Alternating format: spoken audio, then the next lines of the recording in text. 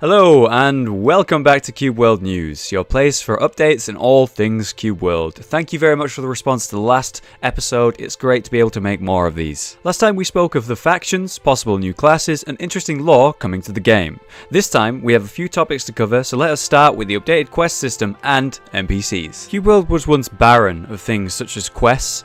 Basically, the only way to level was to go and kill enemies and mobs. Eventually you get strong enough and you'd be able to take on perhaps a dungeon or a boss found out in the world. This would be mostly the only way to level and of course get good loot and new weapons and new armor. The simplistic yet satisfying combat carried the game and allowed you to do this without being too bored. Even though you would repeat this process many times, it would be satisfying and fun despite that. Wolfram has attempted to add a quest system to increase the interest of leveling and making it more interesting to actually unlock these new items. When I first heard this, I was concerned because sometimes quest systems can be boring. I like the combat, I like the world, I like the exploration, and I was worried that he might add things like go kill 10 fucking boars and collect their hides and come back, and that really isn't what I wanted to see in the game. Thankfully, as you're seeing in these tweets, there are actually some interesting aspects to questing. It seems as though he wants the world to be filled with small hidden events and things that you can interact with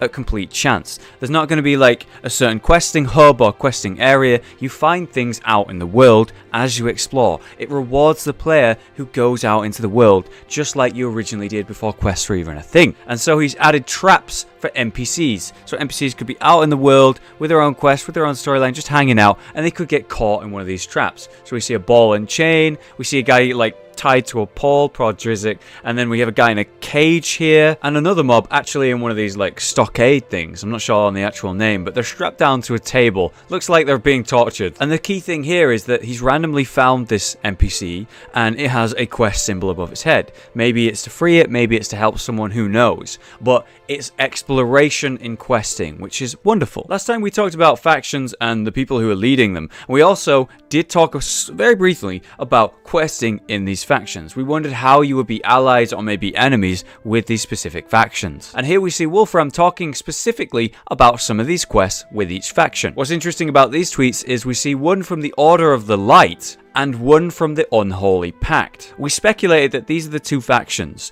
the Paladins and the Necromancers, and they seem to butt heads somewhat. You know, they're definitely against each other. So we're seeing two very different style of quests in the same area. Perhaps you have the ability to fight the Necromancers, fight the undead, and for, you know, basically helping the Order of the Light and helping the Paladins. Or here we see them standing in a graveyard, perhaps there to resurrect the dead or help the Unholy Pact. We're still only speculating and guessing here, but I'm very interested to find out whether this is the case. Personally, I love being a paladin and hunting down the undead and sort of cleansing the world, restoring life and light to the land. You see in that picture, it's very dark and gloomy in that zone. I love the idea of restoring that land, remove all of that unholy blight and bring it back to its original green and healthy state. Who knows, but there's a lot of potential with these quests, and I'm very excited to see what he's doing. The next topic we're going to be talking about is cities. I'm really excited about this one. Now, if you have a look at this map, you can see a massive sprawl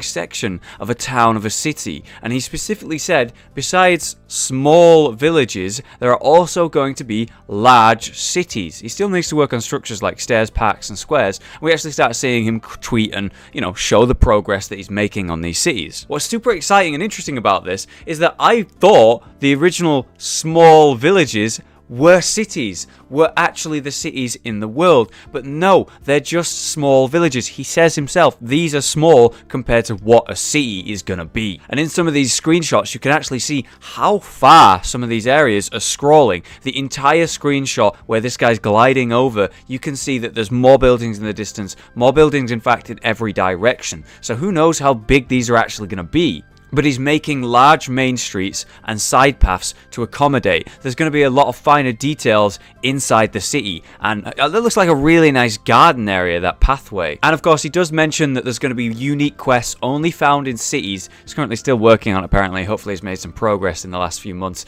but I think that means, you know, special characters in these cities are going to give you unique quests that you would not find anywhere else. We're talking about quests that wouldn't pop up in another city or another town. Maybe there's a unique mob or character maybe involved with a lore or one of the factions found in these cities. There are some miscellaneous updates that I'm going to talk about now. We have NPC personalities, little emoticons and whatnot above the NPC's character. I think he wants to give them more of a personality and maybe a different reaction based on what you do, you know, whether they like or don't like it. And you can see there's like a heart, there's one that's for anger. I don't really know what the water globule is, or like maybe that's surprise, the yellow arrows above his head, but I would guess, you know, these are going to look up a lot better in game. It does say in the tweet that they're going to be animated, you know, it's hard to tell from just a picture, but hopefully these are good representations of the NPC's reactions to things. Super interesting, he talked about something known as the Wraith. It's immune against attacks and can fly through walls, and its touch is deadly, and he himself died many times just trying to get a picture of the thing. This looks like maybe a picture of a dungeon, or maybe even underground in like a cave or something, but maybe that has something to do with necromancers or something like that. But the fact that you can't hurt it and it can go through objects and walls, the fact that it is going to kill you when it touches you, I don't know, that sounds both horrifying and super exciting. Imagine going through a dungeon and one of these comes out of nowhere and everyone's just like, there's a Wraith, drop everything, drop every fight you're in and fucking run for your life. We're all gonna die. That sounds amazing, dude. We have a tiny note about how he's actually trying to balance the classes in terms of damage output potential. And he's actually put a little DPS meter in game. Whether we'll see that in game or not, we don't know. But there's a way he's actually testing and using that to balance the classes. You know, kind of like Recount in WoW, I guess. And finally, the last miscellaneous update, we have new armor types. Steel, filament, river and mail armor, and these are all specifically ones that you get from Steel Empire mobs. So whether that means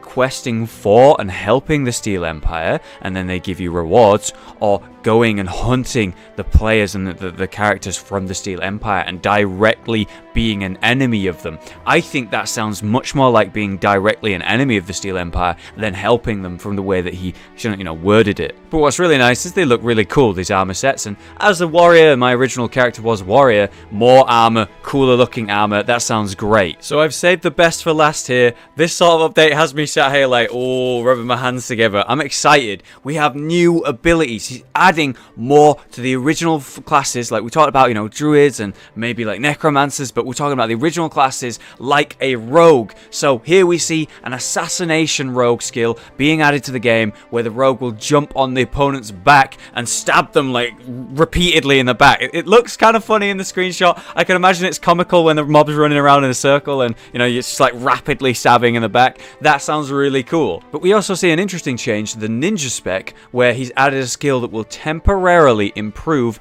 intercept and shuriken attack. So a sort of buff that's going to change and modify the way the original moves work. And that's really clever, because the original moves in the game were very clever, very simplistic, but very satisfying. But we wanted more to them. So instead of just adding tons of new ones that, you know, kind of replace the old ones, he's added a buff that will change and modify the original moves to be improved. And that's very clever. Next, let's talk about the changes to the Ranger. So we have the Scout specific one. This is known as the Quicksand Trap, which can be used to slow multiple enemies. You see in the background behind the actual Scout, there is a bunch of enemies caught in the Quicksand Trap. It looks like a small area where it will slow them, and it almost looks like they're falling into the ground. It looks very powerful, and I can imagine this being very useful when AoEing down a large group of enemies, especially when they're melee. This is something that could be very useful in dungeons, and maybe even necessary in some of the higher level content. Fret not, snipers, you're actually going to be able to summon the Shadow Shooter, which will basically just be a shadow of you, mimics your movesets and your attacks. I'd say this might even double your DPS, could be used for extreme burst, very good on single target when you've got someone tanking the enemy for you, for example. But I can imagine this to be absolutely devastating for a solo player. Now I know my friend's going to be very happy about this. I'm feeling very jealous towards mages right now, especially with one of the moves I'm about to talk about, but we'll save that till last. Let's start with water mages. Water mages were semi-underwhelming in the original original game.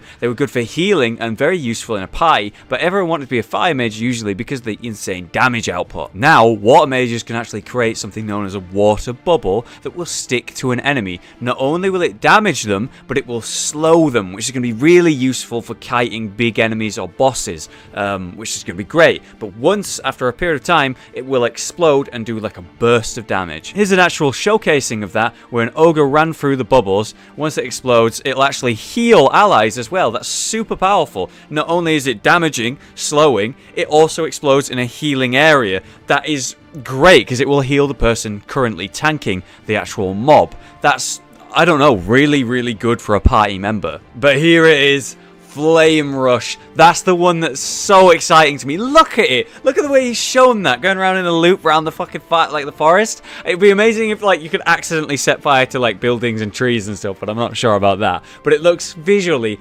just wonderful. But it basically allows a fire mage to sprint very quick, and it'll leave a fire trail behind them. The fire trail will actually burn enemies. So what could be really cool is, I don't know, you do some sort of AoE, or you get a slow going, maybe like quicksand trap, and then you run around these enemies in a circle that are caught in the quicksand trap, setting them on fire and looking like, I don't know, the Flash while you do it. That's so cool, man. I'm so jealous of mages on that one. Next up, we're talking about the warriors. For the berserkers specifically, we have the Rock Fist, allowing you to dash forward, deal huge amount of damage, and AoE anything that's in your way. It looks like just a burst, a charge forward, but the fact that you've got like this massive rock fist and it will quite literally break the environment around you, that's so fucking cool. It reminds me of the Earthbenders from the Avatar series. So pumped to be a warrior, man. That's so cool. And finally, we do have the Guardian, the Mr. Tank with the shield. We have Heroic Shout, which will taunt all the enemies near you and motivate your friends, so they're going to get a heal over time.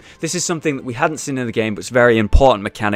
Taunting and, you know, having aggro, it just wasn't a thing before. It was the person that was just nearest or did the most damage. Being able to override that with a taunt is going to be very, very useful in a party, so I'm excited to see that in game. I'm going to call it there for today's update, but there are many, many more for me to talk about, so I'll be talking about those again soon, probably next week. So thank you so much for all the support in this series. I'm so happy to be back talking about Cube World and talking about the new things that are going to be in it, and I just can't wait to play. Whenever that is, I just can't wait to play. Please let me know what was the most interesting update that you saw in this video, whether it was something to do with one of the talents, whether it's the cities or the quest system. I'm excited to hear what the thing you find most interesting is. Otherwise, again, thank you for watching. I hope you have a great day, and I will see you next time in the next Cube World update news.